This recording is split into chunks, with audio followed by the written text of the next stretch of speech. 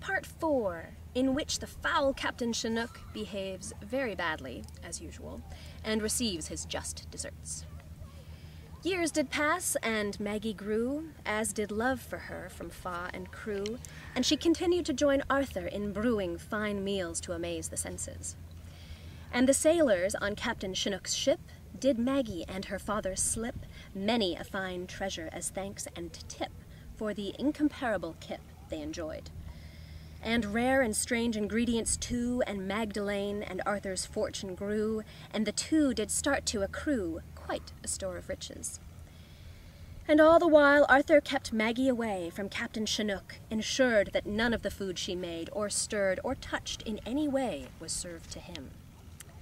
Why he did this, he did not quite know, as punishment perhaps for the ruin Chinook had sowed in Arthur's life. For that Arthur owed him no pleasure. But as the crew grew more jovial and filled with glee, Captain Chinook became increasingly discontent. A strange agony did threaten to overwhelm him.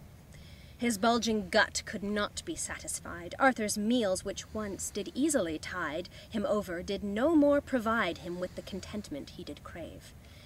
He demanded more and more elaborate meals, and the scent of pâté of sweet sea veal, kumquat pie, cold smoked seal, did near drive him mad with desire.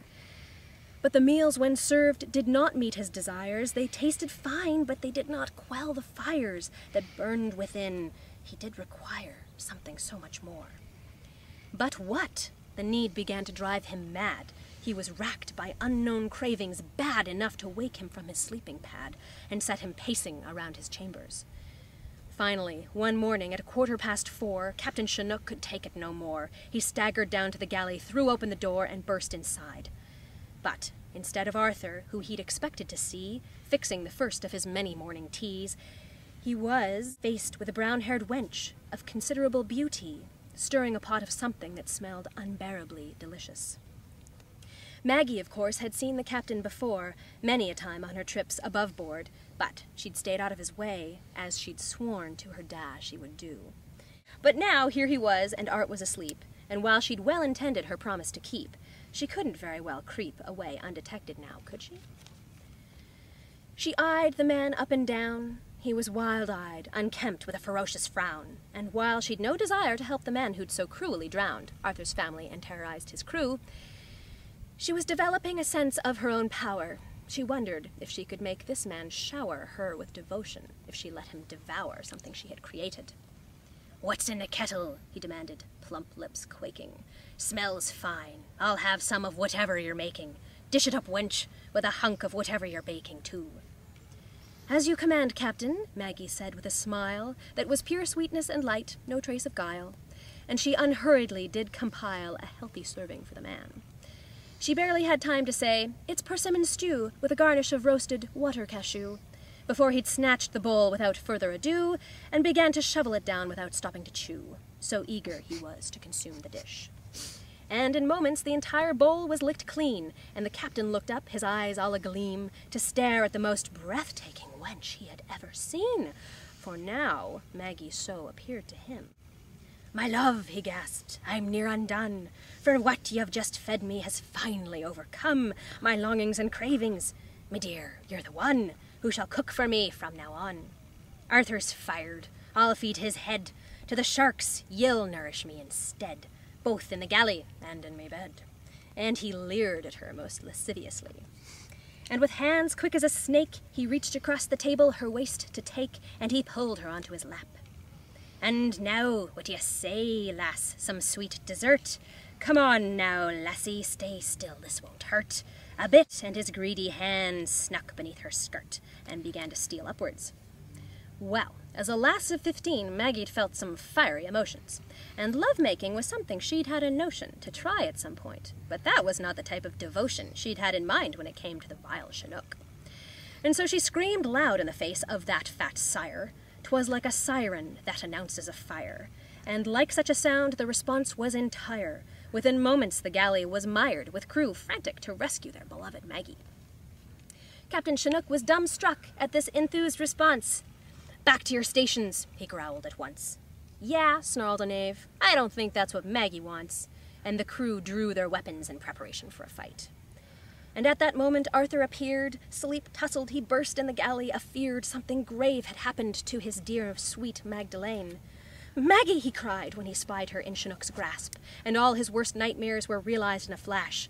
"Please don't kill her, Captain," his voice hollow did rasp. "She meant no harm."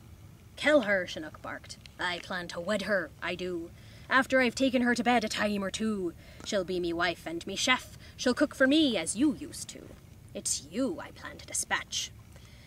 Maggie, not liking the plans being made on her and Art's behalf, wrenched herself from Chinook's hands, and with a laugh said, "I think not, Captain Chinook. You're a mooncalf, if you think I'd let you take me to bed. No, I think I'll start calling the shots from now on. Your time's up, Chinook. It is time for you to be gone from my ship, for 'tis now my ship you're on, and my crew you see before you. Their Captain Delight I'll be. Yes, I like the sound of that. And for a nickname, what about Maggie the Fat? Fat Maggie indeed. My foes I'll combat by fattening them foolish with love. And then when I've wrapped them tightly around and around my pinky toe, I'll take their loot and away I'll go. 'Tis with love for my food I'll dispatch my foes, as I'm about to dispatch you." Captain Chinook snorted uproariously. "Me crew are most devoted to me. They'll not kill Captain Chinook. Fool wench, you'll see. You should change your mind and accept me offer of marriage before it's too late." And Maggie laughed back, the sound light and breezy. "Oh, killing you, Captain, would be far too easy. You're to stay alive. Your suffering shall please me. We shall leave you alone on the dreaded Isles of Zambesi to find your doom. First mate, put this sorry man in the hold. Father, please ensure he gets naught but old, rotten cabbage to eat until he is safe paroled on his island prison. Now, who wants some breck? I'll be cooking. I need to stoke all our fires. We need be looking and thinking our best, for the next few days are looking to be full of change. Full of changes and plots and plans. So, back to your posts, await the clanking of pans that'll announce your meal, and do remove this foul man from my sight." Chinook was dragged cursing and fighting off. "Mutiny! Traitors!" he railed and he scoffed. "I'll bake ya! I'll roast ya alive!" And then the sound trailed off, as he was thrown into the hold. And Arthur looked at his daughter, and pride shone from his eyes. "You are, my dear, a constant surprise," he said, as she stirred the filling for fresh starfruit pies.